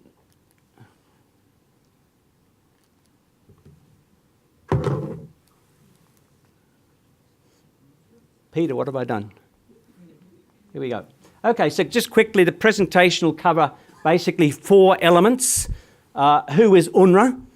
Basically, the agency is about looking after Palestine refugees. It's the only UN agency that doesn't have a competition in terms of our mandate, because there's nobody else looks after Palestine refugees, and nobody wants to, which is a bit unusual for other UN agencies that people worked in that space. And then we'll go through a bit of what we do, a bit about what we feel protection means in terms of looking after refugees from Palestine, and also the activities within UNRWA. Who is UNRWA? We've been established since 1949 Again, that's one of the longest serving UN agencies. It is the longest running humanitarian program with the United Nations because that's all we do, humanitarian support. I'd like to think we're focusing more on development, but it's actually humanitarian. We have about 5.26 registered Palestine refugees, million. That's a reason, high proportion of people to look after. And I have the responsibility for around about 32,000 staff, just a few. Always looking for more. And of those, most of those are Palestine, Palestine nationals. So therefore, we employ 99.6% of our staff are Palestinians. So therefore, we cover a range of different programs, and you can read those yourself. One that's not there is actually employment opportunities. As I just said, we have 99.6% of our staff who are engaged and work within the UNRWA, and therefore, effectively, we are, an employment agency as well. We are located in 5 different locations: Gaza, West Bank, which is sometimes called Jerusalem, Palestine, part of Palestine, Jordan, Lebanon, and Syria. This just gives you a bit of a flavour, those people like numbers, in terms of the sort of demographic aspects of what we do. We have about 500,000 students. We run a number of, schools in terms of our work. We have, refugees that access our health services, and I'll go into a bit more detail in a moment. 3.1 million, and there are support arrangements for people involved in social safety, as I mentioned about the registrations of Palestinians. We also give out nearly 400,000 loans to people, particularly in microfinance situations, mainly women that access those loans. These people are trying to make a livelihood. Some loans are as small as 50 JD, or about $75. And yet that's to them a significant contribution to improving their livelihoods. And we impact, as I said, a lot of lives. And then obviously with the Syrian conflict, a lot of our refugees have been affected. This is not Syrian refugees, these are Palestinian refugees. So where are we located and what we do in a bit more detail? We are in Syria, and this is the map, the parts of the Middle East, Syria, Lebanon, West Bank, Jordan. And you'll see here, just down here is, if I can get this to work, yep, that's Gaza. 2 million people. 2 million people live in that little space. And as a lot of people know, it's basically an open-air jail because they can't live. It's occupation. So therefore, we live in a situation where, again, these people are subjected to certain issues around human rights, issues around, protection, which is part of our mandate. I won't go through all these details, but I've gone through most of those. Maybe just to highlight to you, in regard to education in our schools, nearly 700 schools, give you a bit of a flavour for some of the challenges we have. We recently advertised 3 education positions, teachers, in Gaza. We got 27,000 applications for 3 positions. Why? Because people in Gaza, it's 70% unemployment. 70% unemployment. So, a bit of a challenge, for people who want to, again, have a reasonable quality of life in terms of, bringing up families, etc. I've covered off, I mentioned before, oops, just go back again, sorry.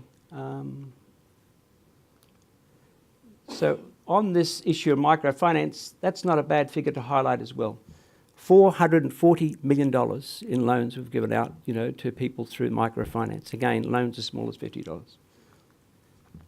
Again, I won't go through these details, but it gives you a flavour of, the refugees, where they're registered from in terms of different locations. Most of our refugees are in Jordan and Gaza. Students, again, you've got that there.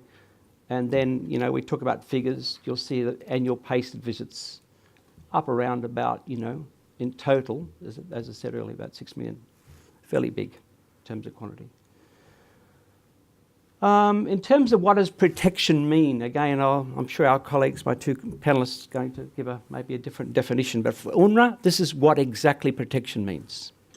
Okay, and there are different aspects of this. We have a protection function. It's not highly staffed in terms of overall numbers. I mentioned earlier about numbers of Palestinians working in UNRWA. But we have about 200 internationals, very, very small competent international staff compared to other UN agencies. And the reason for that is because we do not have regular budget funding from the United Nations. Every bit of our money comes from donors, every bit. At the moment, we are running with a deficit of $126.5 million. So unless things change in the next 4 weeks, we will have to cut back our education programs in November, close our schools. We've done it before, we might have to do it again. $126 million deficit. Again, quite a startling situation. And yet we're trying to provide protection to our refugees. But I just thought I'd highlight again, there's so many things to mention. In terms of the elements of our program, it is about trying to provide protection to civilians, both internally within camps. All these people live in camps. Also in terms of protection from external factors, which are the occupying powers or from our host countries where they live in. So we have a number of programs that do this. We look at issues, again, typical things of, and I'll give you some stories in a moment, violence, abuse, exploitation, which regrettably happens quite often. You wouldn't think people living in this environment would exploit their fellow brothers and sisters, but they do. And it happens on a common basis. I'm sorry, I haven't got any good news stories. I'd like to have some. But it is about rights. I think it's a bit beyond, just diplomacy and protection. It is about human rights. This is all about human rights, and we pursue this under international law. This is just a bit of a slide to show you, again, the framework under we operate. We spend a lot of time on advocacy, trying to get people to understand, what does protection mean. It is basic, but a lot of people still don't accept it, or understand it, or forget it. And sometimes it's purposely forgotten in terms of basic rights that people have. And this covers a lot of different aspects in terms of health issues, again, education services. Gender-based violence, regrettably, is too prevalent in our current environment, both within our camps and externally. Again, I don't want to go through these in depth, but basically, we've tried to spend a lot more time on training. I think there's been a lot of focus on that in the last few sessions. I think there's a very significant role to be played in regard to training and education, and people's level of understanding, trying to use stories to educate people about change and behaviour and setting up norms and standards. What are the basic things that you should expect of any normal situation, the day-to-day life that we, experience. We obviously, build on a lot of the other things happening in the UN system. UNRWA is outside the UN system, but at the same time, we fall in line with a lot of different aspects of the UN common system in terms of staff rules, regulations. We have our own, but we try to have some conformity and best practices right across the system, and we are part of all the UN organs that exist across the system. So our Commissioner General does appear before the Security Council advocating the rights of Palestine refugees. And again, I just remind people that, Palestine refugees have been in existence, from the 1940s. We often talk about the Rohingya, we talk about Syrian refugees, we talk about Sudan and others. But Palestine refugees have been there for 70 years. 70, okay? We're not talking about 5 or 6 or 7, we are talking about 70 years. And is there a likelihood of resolution of the situation in the near future? Penny, you've been in the United Nations, you know. Unlikely. They talk about a two-state solution to Palestine. I have to be careful, by the way. I'm still a UN public servant, so I have to be careful about the code of conduct. I have to be non-political, neutral. But I don't see a solution to the situation existing in, the situation. As you can hear, I get quite passionate and sometimes emotional about some of these issues. So we cover, I suppose, 3 specific aspects of focus within our protection framework. A very high focus on gender. significantly so. We have a significant gender strategy. This is for program side, not for staffing side, which covers a lot of different aspects. It's very, very well staffed, integrated right across our different programs. It's been in place for some time and is, as it says, multi-sectoral in terms of approach. Again, I'll tell a couple of stories in a moment. But it is, I think, improving in terms of our success and impact. We are very strong on focus on monitoring evaluation of our successes and our failures. And our gender one is starting to have, I think, obviously after 70 years, you'd hope so, a lot of improvements in terms of its outcomes. Child protection, obviously with a large number of students, the focus on education. It's great to see in the environment in which I work, education is given a significantly high priority. I can guarantee now that 99.999% of people who have access to education will participate in it. Now, I've been working in Indigenous communities, and I can say it doesn't happen to the same degree. By the way, I apologise, I meant to acknowledge the custodians in the country in which we're meeting at the conference here, and also pay my respects to their elders past and present. And if there are any other Indigenous people in the room, I also pay respects to you. My apologies for that. But when I mention about that education, it's not something that we should take for granted. These people in Palestine and others, they really do value education because they think that's going to be an entry point to survival for the future. And again, disability also in terms of the focus over here as well.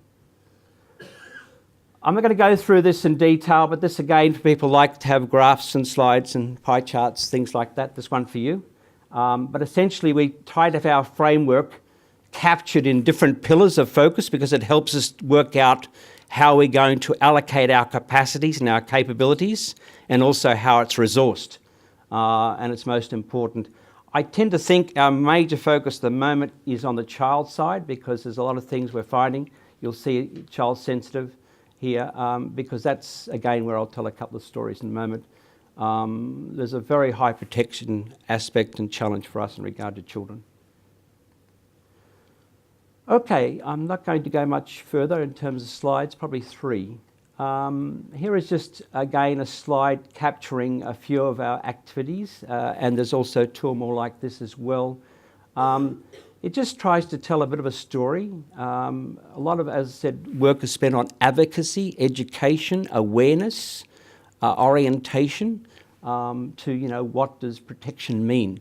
And again, a lot of this is external focused as well as internal, particularly external side of things. And we particularly focus on youth a lot because we find if you focus on youth, that is how you get cultural and behavioural change. People grow up with these stories, understandings, and they can be the advocates, the ambassadors of change. That's how we do it. He gives you a few statistics of some of the things, and again, these numbers are low. This focuses on internal, some of the figures internally with regard to how protection has an impact in terms of our services. It says 7,000 odd individuals were experiencing protection risks. And then it mentions about gender-based violence. It's regrettable that, again, in a situation where people are being subjected to ongoing discrimination and various forms of that you wouldn't think you would have gender-based violence. Now, some people feel it's fuelled by the environment in which they're living. So if you live in an environment of conflict, it's not surprising that people actually let loose their conflict, against their own, because that's how they've grown up with it. And there's a lot of studies on that as well. It's very sad to see that, you behind that. So you hear many stories about, deaths in a household where there's been conflict in the household, and then you find out a bit more story about that. It's because the mother or father lost a child the last 12 months through a stabbing or an attempted stabbing, and the person was shot and killed. Okay? Again, a lot of stories one could tell about that. So then you look back on the history and you find out, well, there's violence because people have an outlet through that. It could be substance abuse induced, etc. Again, I won't go through these in detail. In terms of child protection, I focused on that a bit. I think that, as I said, this is some area where we're particularly concerned about at the moment because there seems to be a bit more prevalence than usual in terms of our historical incident rates. I suppose I'll tell a couple of quick stories, one of Mohammed and one of Manal. Manal is a student at one of our schools in Gaza. She, was in a class and the teacher and her came into a minor conflict. The teacher took out a rubber hose from her desk and hit her across the face and said, "That's discipline. Next time when I ask you to do something, you do it." Now, you'd like nice to hear the story. The outcome of that story was the teacher was obviously disciplined and lost her job, okay, because you cannot allow any forms of violence in the classroom. But to think that a teacher, again, of 15 years standing, a woman, of very high regard in her community, would take it out on, again, a 12-year-old, girl by the name of Nal, was quite sad for us to have that experience of that particular case. But it's not uncommon. We have a lot of cases like that, where again violence in the classroom does take place. Again, if you look back into the symptoms and why this takes place, there could be reasons for it. It's not for me to judge that, but there's a lot of things. Mohammed was another one. He was actually a student in Beirut, in one of our camps. In Beirut, by the way, again, these people live in these camps in Beirut and Gaza in particular. They cannot leave that area, okay? They can't have jobs, they can't leave the area, they have to stay in their camps, and that's the only visible access they have is to the people within their communities. As I said, too many people in Gaza, it's an area where they have to live. So Mohammed was in school, and he said to the teacher at about 10 o'clock in the morning, "I need to go to the toilet." The teacher said, "No, you stay in the classroom." At 1 o'clock, Mohammed says, "I need to go to the toilet." The teacher said, "You cannot go to the toilet."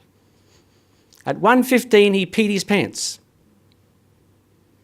So the teacher brought him out from the class, pulled his pants down, and hit him, scolded him, and said, "I hope you all learn from that lesson. You listen to what I say." Now, how does that resonate to all of you? I'm sure, like with me. It's a terrible, terrible story to experience. And the poor Mohammed, of course, do you come back to school the next day? All those sort of things. Again, the teacher was disciplined, but it's not just the outcome in terms of scolding the teacher through, appropriate misconduct. It's more a question of what signal that sends. Again, a lot of stories like that. I can go on and on. Now, before I finish, just wanted to tell you a couple of things because I got 5 minutes to go, so I wanted to have a couple of little storytelling parts. With regard to a lot of the work we do in protection, as I said before, it is about basic rights that you and I enjoy and take for granted. These people, they've been living as refugees for a long time. People talked earlier, one of the comments made was about resilience. Whenever I go and visit Gaza, I sit, with a number of groups because I do engage with communities. That's how I do my job. Even though I'm Director of Human Resources, I also engage in program activities. And one of the things I'm always amazed about is young people, old people who are still able to cope in this environment. Day after day, week after week, month after month, and year after year. I'm not talking about short periods. This is year after year. So the resilience of these people is remarkable. And I just, I get emotional every time I talk about it, I see it. And when I have a group meeting with a number of people, we have school parliaments. Our schools are run, by the way, by the students. We have a school parliament. So a group of, maybe 15 young men and women who run the schools. And I asked them, different things about how's the school operating, the teachers' quality okay, the curriculum okay. And then I say, what are your futures? And the students then go through one by one. I'm going to be a teacher. I'm going to be a lawyer. I'm going to be, a pilot, something like that. Now, I look at each one, and when I'm sitting there with him in Gaza, I wonder to myself, how many of you will ever leave this school, this place? So your future will have to be here. Your future has to be here. So the role of UNRWA is to make sure we can protect them as much as possible in that environment which they live, and hopefully, as we say in Arabic, inshallah, God willing, things will improve in the future, so they will have a place to go to.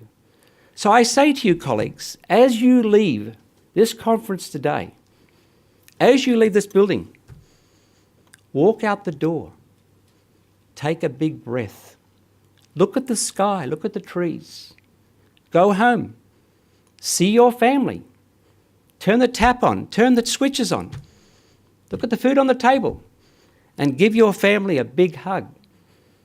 Because some of the people that I represent don't have those basic rights. Thank you.